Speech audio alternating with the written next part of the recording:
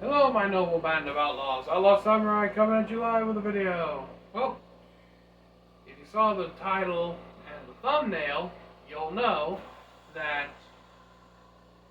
it's a longsword and katana discussion. Now, this is not going to be which would be better overall in a duel or anything like that. This is going to be which is the better sword for the zombie apocalypse. Now, I will have to say that this is going to be the first of the videos of my zombie apocalypse series, which I'm going to be titling Zombie Apoc Episode 1, Longsword Katana, which offers you the better overall advantage and disadvantages. And we'll start with the longsword. Now, to quote Shadowversity Tyrant, for example, Tyrant brings up an interesting point about the longsword and its dual-edge nature. And that is that when one edge blunts completely from cutting through zombies, all you need to do is flip the sword around and you have a clean, fresh edge. That is a very utilitarian use of the longsword, and I do agree with him. But I would add a secondary caveat to that, and that is that when one of the swords blunts, one of the edges blunts, I'd actually keep it blunt. And here's why. With a blunt edge, I have much more of a splitting maul effect, because it essentially goes from being a sharp, acute edge to a wedge. A much thicker, rounder edge, if you will. Like a splitting maul versus a chopping axe. And if you think about it, what is a skull except a coconut that houses a brain? And I know the comparison's a little weak, but just hear me out here. Just how swords, more often than not, just shatter a coconut when they swing at it instead of cutting it, so too would the sword act similar to the skull. And you don't need to do a lot of damage to a zombie head to kill them. You just have to damage the brain. So you splitting maul your way through the skull, and then you keep doing this over and over again.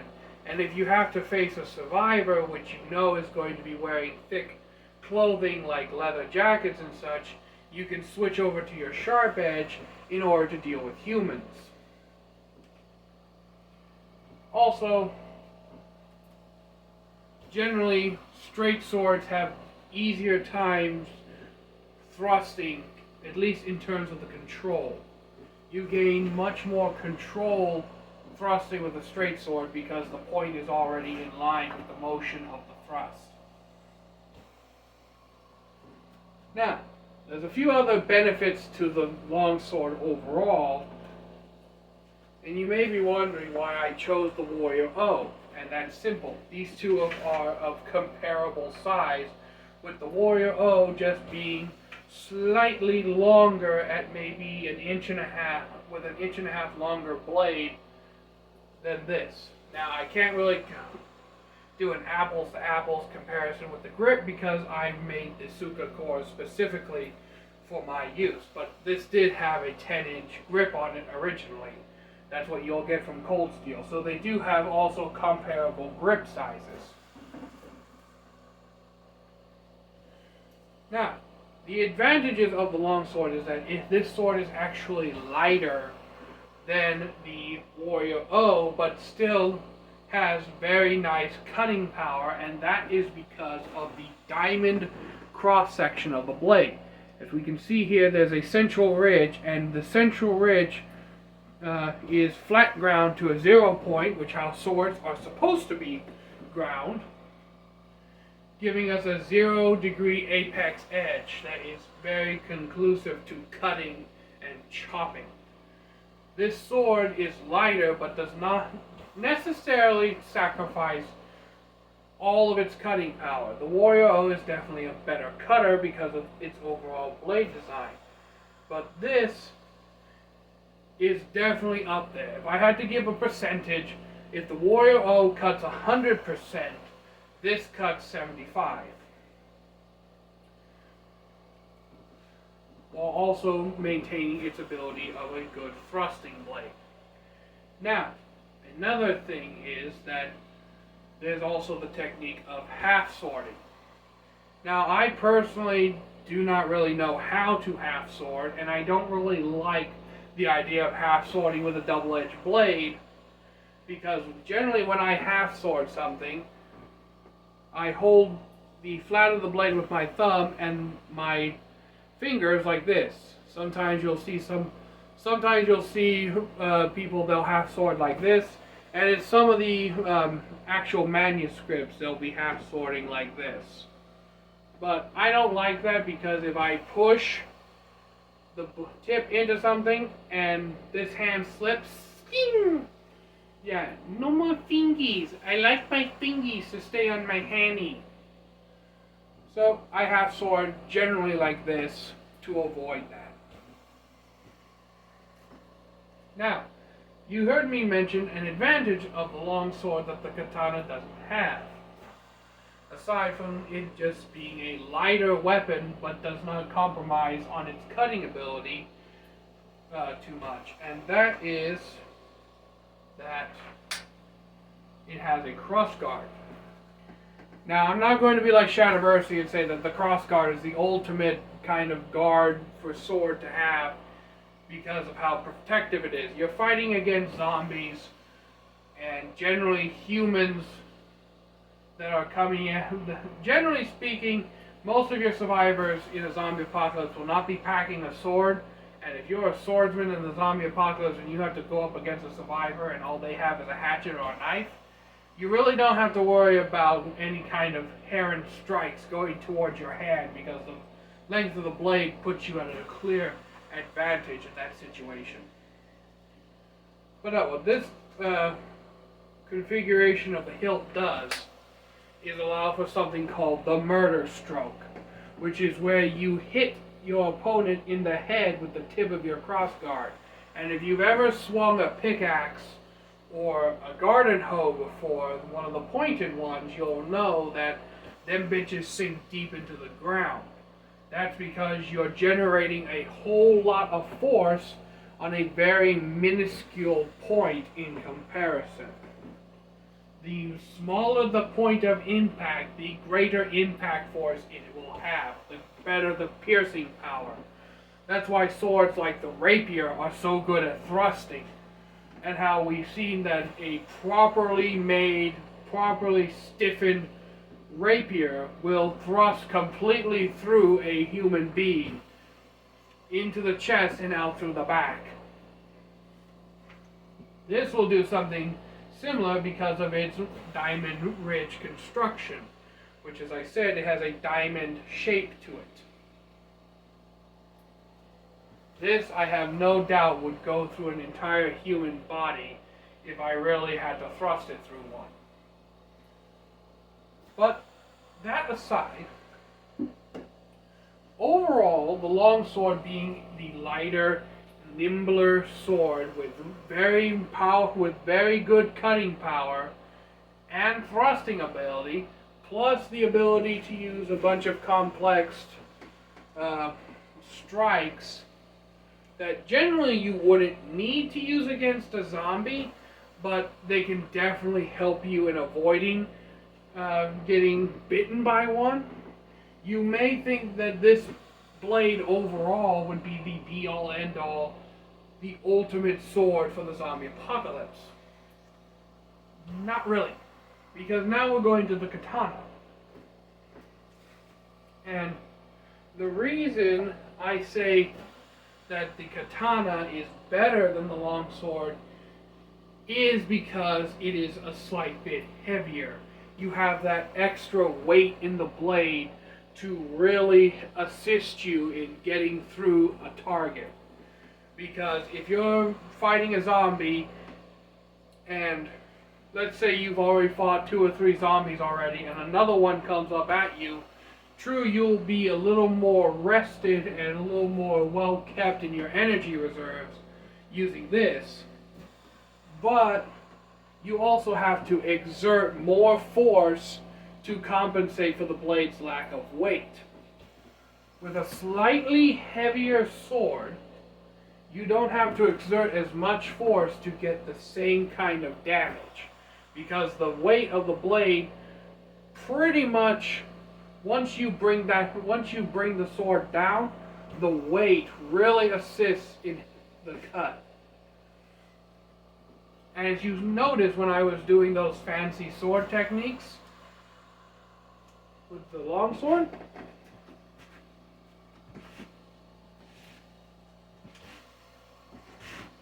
they can also be done with the katana.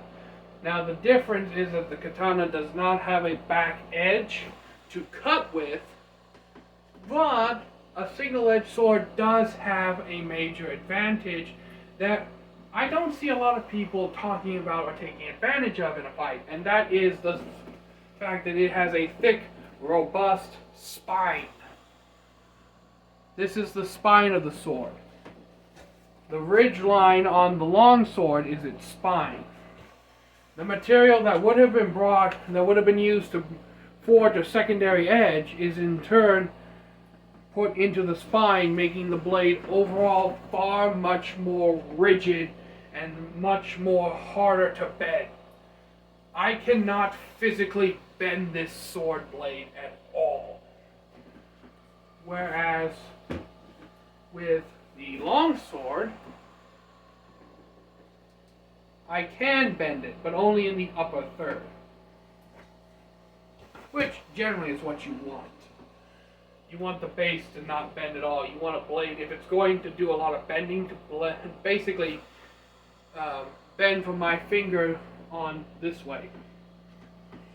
But yeah, the advantage that the single-edged sword has is that you basically have a blunt striking side, a mace, if you will, that handles like a sword. So you can bash a zombie's head in with the back of this thing, and bash another zombie, and bash another zombie, all while keeping your edge very nice and sharp. So in case you have to all of a sudden flip your blade around and cut someone or something, you still have a nice sharp edge. So it prolongs and saves your edge overall. Which, in a zombie apocalypse where you won't have access to work sharps or a lot of other sharpening implements, that can really help you. Because the longer you can maintain that sharp edge, the better, because you won't have to then re-sharpen it as much. Also, you can have sword, like I demonstrated before, with the katana. It's just that with a katana, generally the tip is out of line with the force of the thrust going like so. Generally speaking, you'll have to flip the katana around to put the point in line. But because of how rigid and stiff this blade is, I've tested this in my testing of my lapel bob. That I've thrusted like this and I thrusted like this, and the difference in the penetration was so negligible that I actually couldn't really tell. But yes, the katana overall at least has pretty much all the advantages that you want in a zombie survival weapon. It has the ability to be a blunt impact weapon and a sharp cutting weapon. Not that the longsword is not a very good sword. It does have more overall versatility, but its downside is that you have to put a little extra effort and power yourself into the cuts and the thrusts when using it against a zombie than with a single-edged blade that you can allow the weight of the sword itself to assist you in the cut. Not to mention that the weight also helps with retrieving the blade, so that when you cut down, all you have to do is let gravity and momentum carry the blade back up. You can do the same with the longsword. It's just that, like I said, because of the weight difference and the difference in how the weight is distributed, this one being much more tip heavy, that one being much more hilt heavy, overall it has more control, but it sacrifices that extra bit of cutting power for that control. This one, on the other hand, lacks that more elegant-like control, but it has all that slashing power and retrieving and kind of a extra little bonus stat of auto retrieving itself a little better than its longsword counterpart. Overall, I believe I've done a relatively decent job of comparing and contrasting the advantages and disadvantages of both the katana and the longsword. Now, personally speaking, for me, I'd rather use the Warrior O for the things I've already said.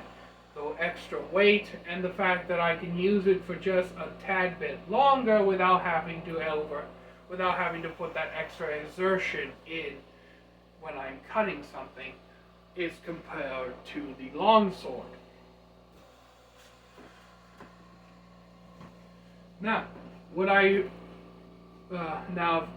if I had the option, I would actually carry both swords.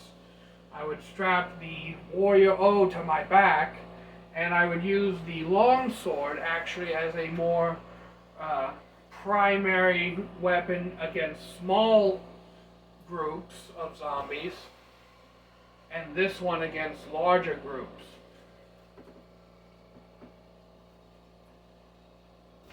So anyone in the comments that want to say Outlaw doesn't like the longsword, or Outlaw didn't give the longsword its fair due, I humbly disagree with you. I feel like I gave a very good, very accurate depiction of the strengths and weaknesses of the longsword compared to the katana. At least the longsword and katana I have on hand to compare and contrast, because here's the thing, you can't compare and contrast all longswords and all katanas. In truth, that's not even an actual katana, that is an o katana, or a handachi. Borderline, it could also be considered a tachi. But in basic overall thematics of the video, it serves as the katana stand-in because of the fact that they're both of equivalent size and near equivalent weight to each other. Hence why I chose them. They're both from cold steel. The bastard sword is my favorite of my European swords. Even, I'm going to say this, I like this more than I like the Kriegsmesser. See, my Kriegsmesser is a single-edged blade, and I like a double-edged blade more than I like my Kriegsmesser. All of you who think that I have a bias towards katana-shaped blades, or single-edged swords in general.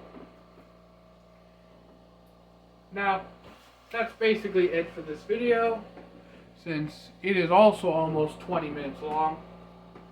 So, in basic wrap-up conclusion, the longsword, while it does sacrifice just a tad bit of its cutting power for the extra control and balance you get, over time it will cause you to exert yourself a little more, because you will start to feel that lightness, that little bit of non-present heft in the blade, if that makes sense, as you're fighting. With the katana, you have that extra cutting power, but you lose the control that the more balance towards the hilt longsword gives you, but the katana makes up for that in the sense that you're cutting through zombies, you're not fighting a duel.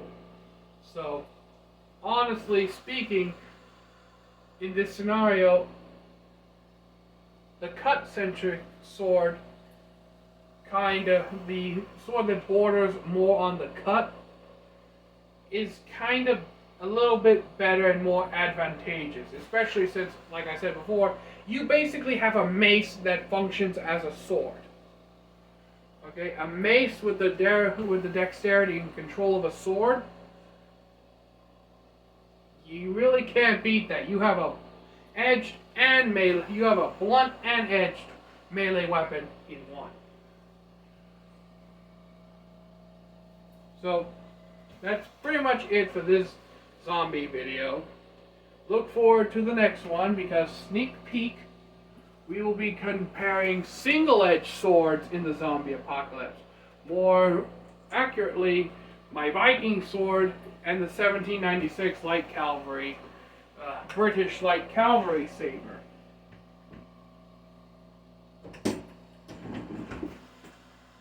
I know, Outlaw's just opening the gates of hell for the sword community to start posting, like, oh, the saber's better! No, the Viking sword's better! Everybody, swords are awesome. Those who love swords are welcome for peaceful, non-rude debate as much as you like in the comment section. Okay? Because if I can say something, after what happened to Joe X, which, you don't know Joe X, YouTuber, he was unjustifiably forced to basically delete his channel. I won't get into specifics, but he was basically unjustifiably pressured into deleting his channel because of something that his neighbors didn't like him doing, which was testing, breaking, and basically destroying knives. He basically does what Matthew Jensen did, but with knives. So that's my quick little shout out, Joe X. I saw your video on the Dutch Bushcraft Boys knife before you took everything down. That was pretty much the only video of yours I got to watch, aside from the last two that you uploaded explaining everything. I really do hope that one day you can come back to doing reviews and such on your channel, because losing a brother of the blade is never an acceptable thing unless financial situations get into play, which it was not in this case, but still. So if you all would kindly go to Joe X's channel and leave a like on his last two videos and a respectable comment, be much appreciated. Right. So until next time, my noble band of outlaws, Outlaw Samurai tells all y'all be crazy rednecks, be safe and use your weapons. I'm out. Peace.